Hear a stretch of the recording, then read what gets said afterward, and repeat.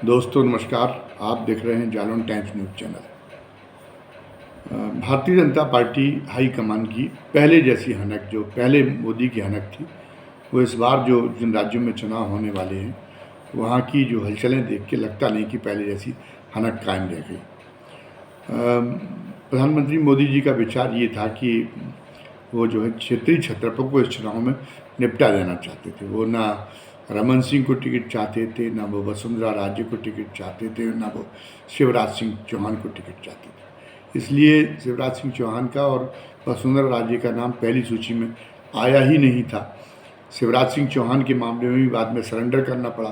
शिवराज सिंह चौहान कुछ प्रकारांतर से सार्वजनिक रूप से ऐसी बातें कहने लगे थे, वो सभाओं में पुछवाने लगे थे कि आप लोग मोदी जी को दोबारा प्रधानमंत्री बनते देखना चाहते कि नहीं देखना चाहते, दोबारा उनका कार्यकाल अच्छा है कि नहीं है, इस ढंग के सवाल करने लगे थे। ये मोदी का कद नीचे करने के बराबर की एक गुस्ताखी थी, लेकिन इससे उन्होंने अपने इरादे, अपने बागी इरादे जाहिर कर दिए थे और इसकी धमक को भारतीय जनता पार्टी हाईकमान ने महसूस किया और आखिरी में चौथी लिस्ट में शिवराज सिंह को बुधनी उनकी परंपरागत जो विधानसभा सीट है उससे प्रत्याशी घोषित करना पड़ा। राजस्थान में भी वसुंधरा राजे के साथ में भी यही हो रहा था।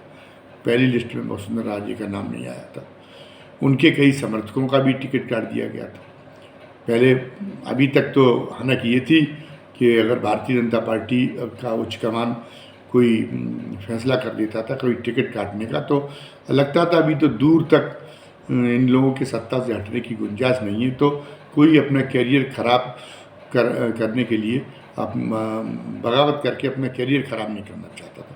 पहले सब डरते थे और मान्य हो जाता था भारतीय जनता पार्टी हाईकमान के नेतृत्व, मोदी जी का शाह का जो फरमान है वो मान्य हो जाता था। लेकिन इस बार ऐसी नहीं है, सब जगह बगावत देखने को मिल रही है। वहाँ तो लोग जो है मध्य प्रदेश में तो जयविलास पैलेस का ही घेराव कर लिया उन्होंने सिंधिया के खिलाफ, और वहाँ पे अन्य जगह भी बड़ा बहुत तोड़ फोड़ हुई। भारतीय जनता पार्टी के कार्यालय में लोग अनशन पे बैठ गए, प्रदेश अध्यक्ष के खिलाफ बगावत हुई। ये अगर ये कहा जाए कि नहीं ये तो कांग्रेस में भी हो रहा, तो कांग्रेस की स्थिति तो माना जाता है कि इतनी मजबूत नहीं, लेकिन भारतीय जनता पार्टी में हो रहा तो आश्चर्य की बात। भारतीय जनता पार्टी का नेतृत्व बड़ा खपा था राजस्थान में वसुंधरा राजे से। वसुंधरा राजे की तरफ मोदी जी आए थे राजस्थान, तो उन्होंने वसुंधरा राजे की तरफ चेहरा तक करना गवारा नहीं किया था और उनकी एक तरह से मंच पर उनकी उपेक्षा की थी। लेकिन आखिर में क्या हुआ, उनके समर्थकों के टिकट काटे गए। लेकिन जब दूसरी लिस्ट आई तो दूसरी लिस्ट आते आते उनको समझ में आ गया कि वो गुजरात नहीं है, राजस्थान मध्य प्रदेश या अन्य राज्य। गुजरात में वो कुछ कर सकते, लेकिन ऐसा नहीं है। वहाँ पे उनका इसको खामियाजा भुगतना पड़ेगा। और लोकसभा चुनाव के ठीक पहले इन 5 राज्यों के चुनाव के अगर परिणाम ठीक ठाक नहीं रहे पार्टी के लिए, तो मोदी जी की साख को गहरा धक्का लगेगा और लोकसभा चुनाव के परिणाम भी इससे प्रभावित होने की एक जो है नौबत आ सकती है। तो इसलिए जो एक दूसरी सूची घोषित की उन्होंने 83 उम्मीदवारों की राजस्थान की, उस दूसरी सीट पर उन्होंने वसुंधरा राजे को उनकी परंपरागत झाला पाटन सीट से उनकी उम्मीदवारी घोषित कर दी और उनके कुछ समर्थकों को भी टिकट दे दिया है।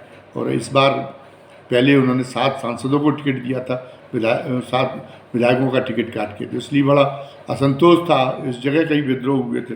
अब की बार ये जरूरत भारतीय जनता पार्टी का उच्च कमान नहीं कर सका, किसी सांसद को, किसी केंद्रीय मंत्री को टिकट नहीं दिया गया और 50 के लगभग टिकट जो विधायक के वर्तमान विधायक है उनके बहाल रखे गए हैं। इस 83 की सूची में केवल 9 लोगों के टिकट काटे गए हैं, बस केवल 9 लोगों के उन्होंने टिकट काटे हैं। जो भैरव सिंह शेखावत के दामाद हैं नरपत सिंह राजवी, और उनको वसुंधरा राजे का करीबी माना जाता था, तो जो पहली लिस्ट निकली थी उनकी विद्याधर नगर से दूसरा उम्मीदवार घोषित कर दिया गया था। यानी पहली लिस्ट में उनका टिकट काटने की मंशा जताई गई थी। लेकिन जब इस पर वसुंधरा राजे ने भी काफ़ी नाराज़गी प्रकट की थी। तो इस बार उनको जो है जो चित्तौड़गढ़ का सिटिंग एमएलए था, वो चित्तौड़गढ़ के सिटिंग एमएलए का टिकट काट के और नरपत सिंह राजवी को उम्मीदवार घोषित कर दिया गया। तो ये एक माना जा रहा है कि वसुंधरा राजे के आगे एक समर्पण करने जैसा है।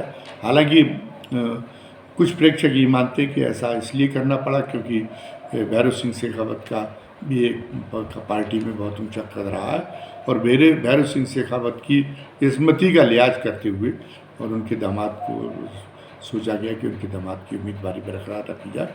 लेकिन ज़्यादातर लोग ये मान रहे हैं कि ये वसुंधरा राजे की जीत है। और भी वसुंधरा राजे के और कई समर्थकों के टिकट भी जो है घोषित किए गए हैं, जो पहली लिस्ट में की क्षतिपूर्ति के लिए।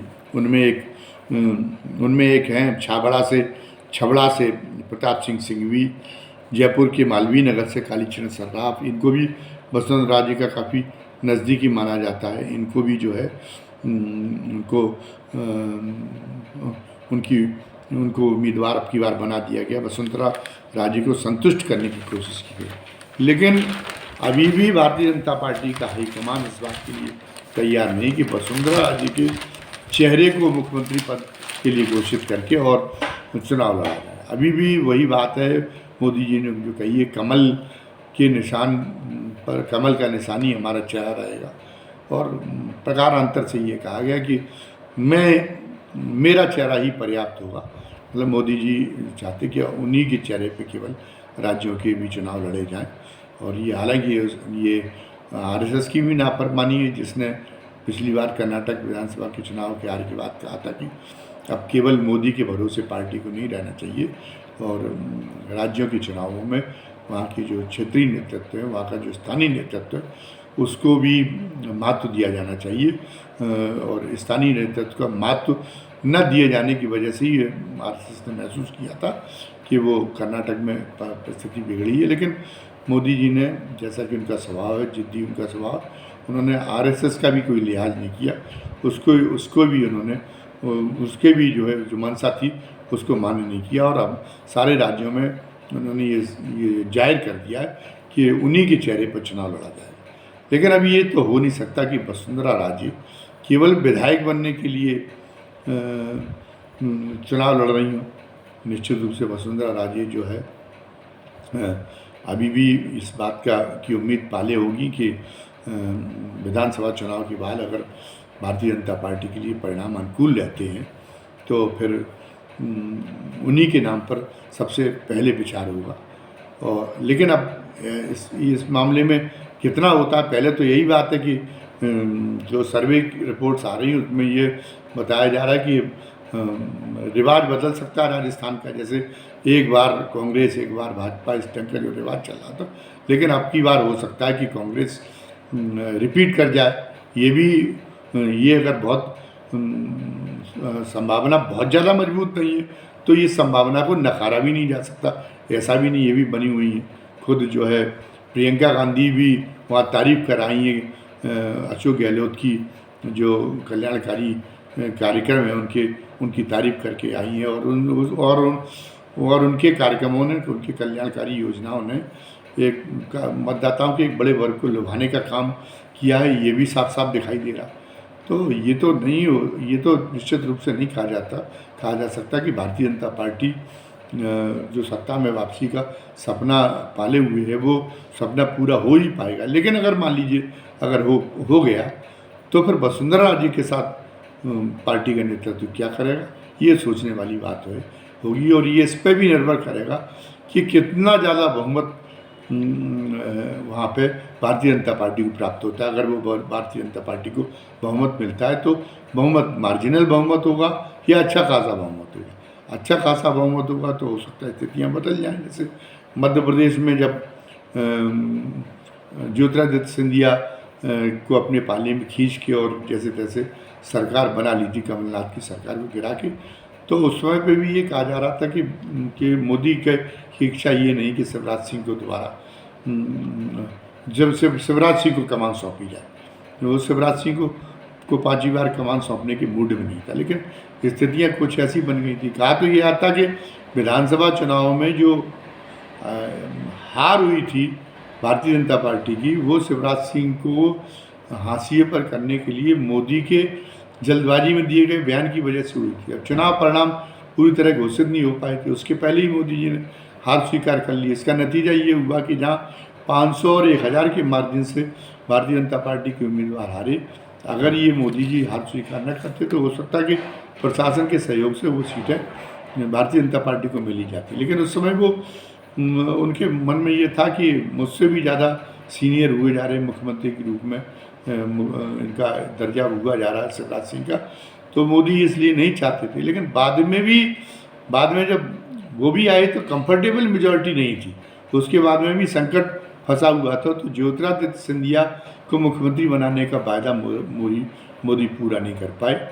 उन्होंने शिवराज सिंह को ही मंत्री बनाया। हालांकि ये था कि शिवराज सिंह चैन से न चला पाए, इसलिए नरोत्तम मिश्रा और ज्योतिरादित्य सिंधिया सभी को भारतीय जनता पार्टी हाईकमान अन्य नेताओं को उकसाए रहा कि कभी भी आपको भी मुख्यमंत्री बनाया जा सकता है, तो वो लोग उतना। लेकिन शिवराज सिंह भी खिलाड़ी हैं, घाघ राजनीतिज्ञ हैं, उन्होंने इन सारी मुश्किलों पे पार पाया। तो अब ये स्थिति है कि शिवराज सिंह के भविष्य की बात हो या वसुंधरा राजे की भविष्य की बात हो, अब ये निर्भर करेगा कि चुनाव परिणाम क्या होंगे, और चुनाव परिणाम अगर भारतीय जनता पार्टी के अनुकूल रहते तो फिर मोदी जी का रुख क्या होगा, उस समय वो कौन सी जो है गोटी खेलते हैं, ये देखने वाली बात है। धन्यवाद।